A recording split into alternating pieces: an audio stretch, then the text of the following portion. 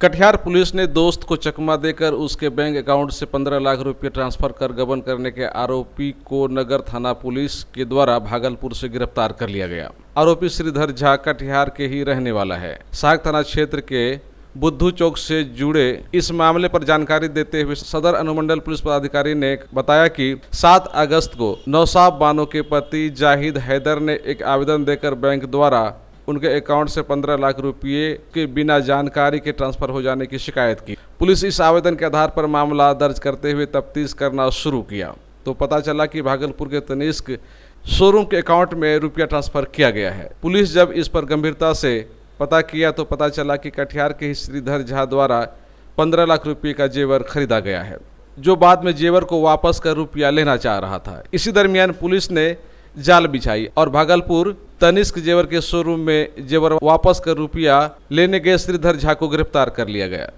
पूरे मामले का भेद खोलते हुए पुलिस ने कहा कि जाहिद हैदर का मोबाइल अक्सर उसका मित्र श्रीधर झा ही इस्तेमाल करता था। इसी दौरान वो ऑनलाइन तरीके से चकमा देकर जाहिद हैदर के पत्नी नौसाबा बानो के अकाउंट से 15,71,487 रुपये के राशि की ठगी कर ली। पुलिस ने सलाह देते हुए लोगों से अपील किया है कि मोबाइल के माध्यम से ट्रांजैक्शन के दौरान हमेशा सजग रहें और अपना मोबाइल किसी को इस्तेमाल करने के लिए न दें। उधर पूरे मामले पर पर्दा उठने के बाद कटिहार कोर्ट में स्टेनो पद पर कार्यरत जाहिद हैदर पुलिस की त्वरित कार्रवाई से काफी संतुष्ट है। नौसाबा बानो जिनके पति जाहिद हैदर है, जो कटिहार की कोर्ट में पेशकार भी हैं, अचानक उनको 4 बजे यहाँ HDFC बैंक है उसके मैनेजर उनको टेलीफोन करता है कि आपके अकाउंट से 15 लाख के लगभग पैसा निकल गया है।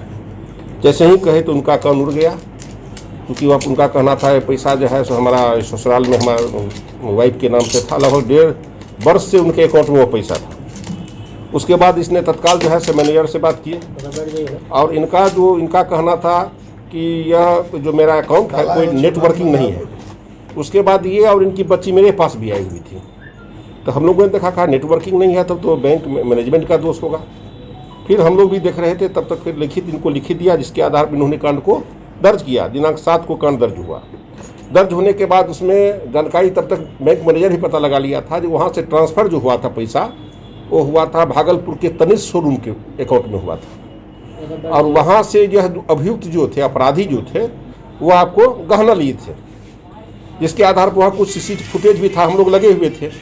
इसी बीच में क्या किए, इसके जो अभियुक्त थे, जो श्रीधर झा है, जो यहीं के हैं और उनके अभिन्न मित्र हैं, इन्होंने पुनः जो है टोटली गहना को चाहे जो उसको वहाँ वापस करके और हम पैसा ले लें। इसी बीच चूँकि पुलिस द्वारा भी संपर्क कर लिया गया था उसके यहाँ और हम लोग उसके आगे लगे हुए थे, CCTV फुटेज भी हम लोग को मिल गया था। तो जैसे ही गए, पुलिस का पहले से ध्यान था ही, तो उनको अरेस्ट किया गया, टोटली गहना बरामद किया गया। इसमें यही है कि यह उनके घनिष्ठ दोस्त थे और उनका मोबाइल लेकर के और गुड फेथ में उनके मोबाइल के आधार पर इसने मतलब हर घटना किया। जैसे कि मैसेज भी इस मोबाइल पर आया तो उनके साथ थे, उस टाइम में डिलीट कर दिए। तो बड़ा साजिश की। 2 तारीख को ही वहाँ गए थे भागलपुर, वहाँ से पूरा ले लिए जो हम गहना लेंगे। 3 तारीख को पैसा ट्रांसफ़र कर दिए, उसके हिसाब से गहना ले लिए। तो काफ़ी शातिर हैं, के सिखाते थे और कभी कभी हाथ में वो लिया करते थे। दिनांक 3/8/20 को 10 से 12 के बीच में मैं उन्हीं के साथ था।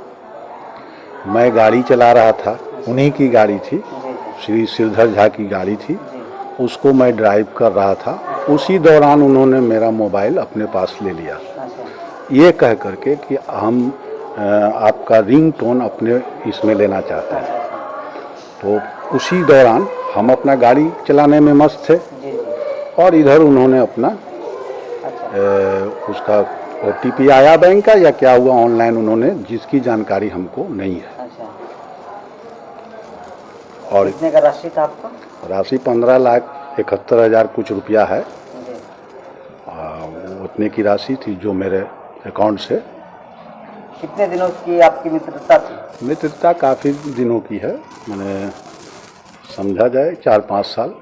4-5 साल? हाँ, चूँकि वो मैं न्यायालय में हूँ, सिविल कोर्ट कटिहार में एज ए स्टोनो के पद पर, तो वो एक खेस्टा के रूप में काम किया करते थे। उसी दौरान से मित्रता साथ में काम करने से हो ही जाती है। रिकवरी हो गई है सारा अमाउंट? रिकवरी जो उसने गोल्ड परचेज किया भागलपुर तनिक शोरूम से, जी उसने वहाँ जाके गोल्ड को सबमिट कर दिया जी। और वहीं पर उसकी कस्टडी भी हो गई और फिर वो कटिहार लेके आए। इसके लिए प्रशासन को क्या कहेंगे? प्रशासन ने बहुत ही चुस्ती और दुरुस्ती से काम किया है। नमस्कार प्रमोद भाई। नमस्कार सुरेश भैया। क्या बात है प्रमोद भाई, बहुत परेशान दिख रहे हैं। क्या बताएं सुरेश भाई, छोटा बेटा सोनू इस बार 10वीं पास कर लेगा। मेरी बात मानो तो पास में ही आईटीआई में दाखिला दिला दो उसको, और ठीक इसी तरह हाई स्कूल के बाद 2 साल आईटीआई का कोर्स करने से आईटीआई डिप्लोमा मिलेगा, और यदि वो हिंदी का पेपर पास कर लेता है कि इंटर की डिग्री भी मिलेगी। और एक महत्वपूर्ण बात यह है कि आईटीआई में ही हिंदी और अंग्रेजी पढ़ाने वाले टीचर भी मौजूद हैं। और ट्रेनिंग खत्म होने के बाद? और ट्रेनिंग खत्म होने के बाद नौकरी। प्रशिक्षित होने के कारण शुरुआत में ही अच्छी तनख्वाह मिलने लगती है, और फिर आगे तरक्की ही तरक्की। और जिसे आगे पढ़ाई करनी हो वो साथ साथ बीए या बीएससी में आगे एडमिशन भी ले सकते हैं। यानी एक पढ़ाई से दो कार्य सिद्ध हो रहे। लीजिए पापा, बन गई आपकी बाइक। देखा आईटीआई का कमाल। 3 साल पहले आईटीआई की पढ़ाई पूरी किया था और आज महीने के 30,000 रुपए कमाता है। पहले पता होता सुरेश भाई तो बड़े बेटे का सही समय पर आईटीआई में दाखिला करा दिया होता। किसी तरह पैसा इकट्ठा करके बीए करवाया था। 2 साल हो गए पूरा किए, लेकिन अब तक नौकरी नहीं मिली है। अंकल अभी भी देर नहीं हुई है, छोटे का दाखिला उनकी रुचि के ट्रेड में करा दीजिए, फिर देखिए उनके हुनर को कैसे पंख लगते हैं। आईटीआई में कुल 70 तरह के ट्रेड हैं, जिसमें उनकी रुचि हो दाखिला ले सकते हैं। अब हमारे छोटे साहबजादे को ही देख लीजिए, ये भी आईटीआई? हाँ ये भी आईटीआई है। अब आईएससी आईकॉम आईए करने में 50,000 से 60,000 रुपए खर्च करने की क्या जरूरत। बिहार सरकार ने सभी मैट्रिक 10वीं पास युवाओं को दिया अपने बहुमूल्य 2 साल बचाने का मौका। इंटर में होने वाले खर्च के बहुत कम में रोजगार आधारित आईटीआई करें। अब इंटर क्यों करें जब आईटीआई करने से हमें तकनीकी शिक्षा के साथ इंटर के भी फायदे मिल रहे हों।